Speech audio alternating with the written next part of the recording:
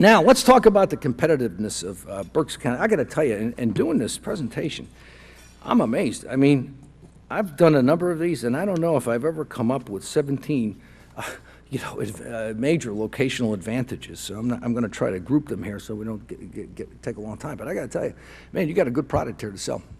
And so here they go. What are some of the major advantages? Boy, I got to tell you, logistics. I mean, this is a great logistics center. When we look at the strategic positioning in the Mid-Atlantic region, within the Boston-Washington corridor, and actually able to get to international markets through global airports and seaports, it's unbelievable. It is truly, it makes the area relatively unique. You know, you got about 100 million people within first morning delivery by truck. That is a huge market, and it's a rich market. So this means very highly suited for regional manufacturing and distribution. And this becomes a strategic, low-cost location within this region to serve regional markets. Big advantage. But if you look at all the other transportation infrastructure, intermodal transportation service, a lot of motor carriers, a lot of backhaul opportunities, something you all got to address in your ED literature. You got trailers coming in full, going back empty.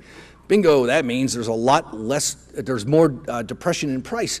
You get a good deal. You can get, I'd say in here you probably get an extra 15% discount on truck traffic because of backhaul opportunities.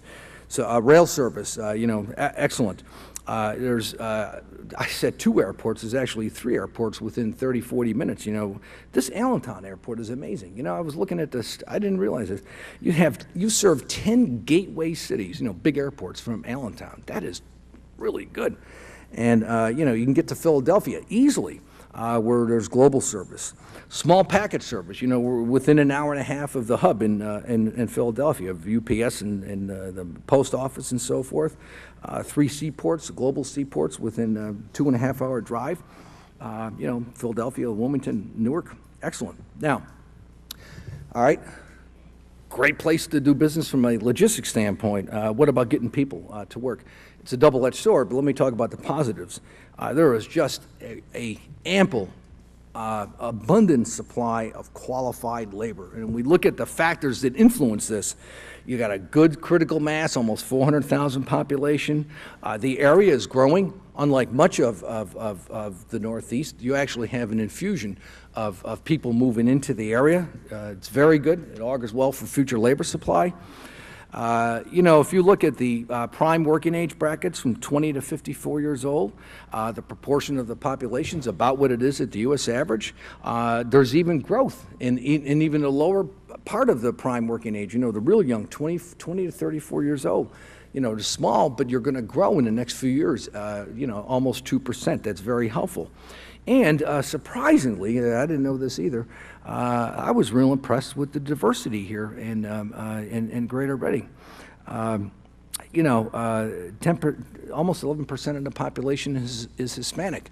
Today, when companies are looking for multilingual skills, particularly in office operations, this to me is a great advantage. I did an off-the-cuff calculation, and I think you can probably get 2,600 bilinguals to work in a back office, which is a major.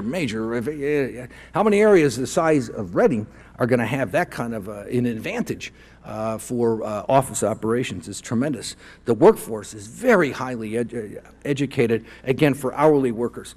Companies want to hire people with 12 to 15 years experience. You've got basically 60% of adults with that kind of an educational profile, way above the U.S. average.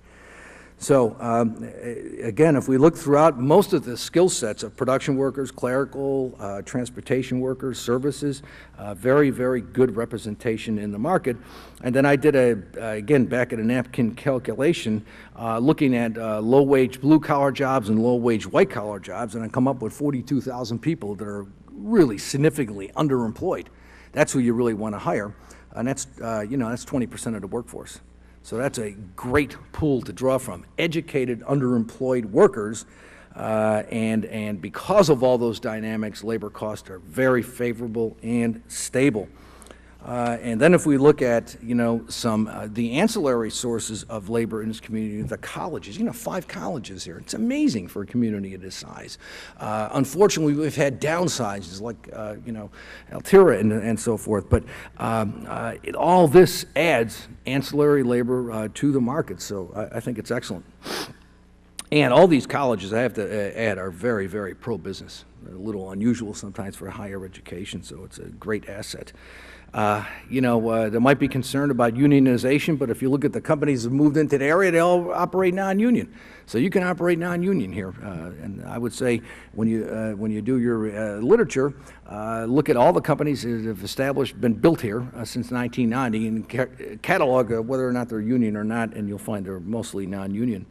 The utility infrastructure here is excellent. I mean, surplus power, telecommunications, water, sewer, natural gas, excellent. Quality of life is very strong.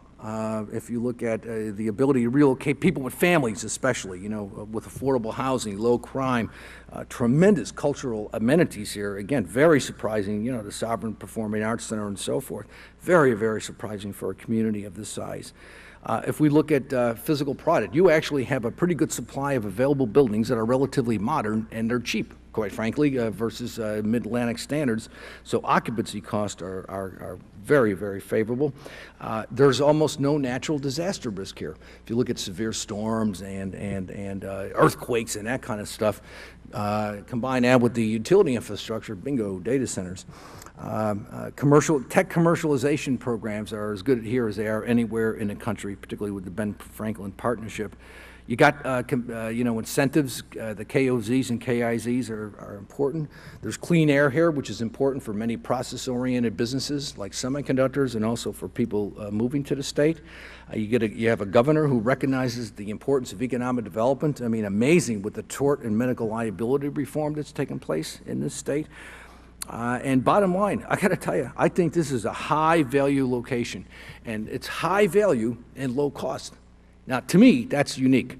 If we look at payroll cost, they're 9 to 12% lower than New Jersey and Philadelphia.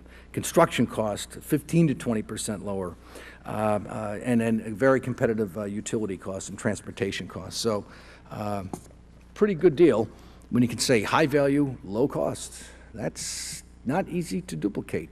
On balance, I would say that Greater Reading, to me, and you can quote me on this, I think this is an East Coast hidden jewel as a place to do business and as a place to live.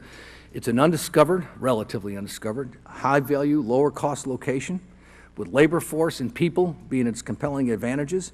Anytime we walk away from an area that we study, we got to be able to tell our clients without doing a huge analysis of 12 months, what's this area likely to be like in the future? What kind of industries is it likely to attract? Because that's going to be your future competition. So I sat back after doing this, I come up with 9 industries that are legitimate candidates, in my opinion. Food processing, metalworking, pharmaceutical preparations, medical and lab instruments, specialty chemicals, customized furniture, distribution, data centers, and back offices. I think that's 9.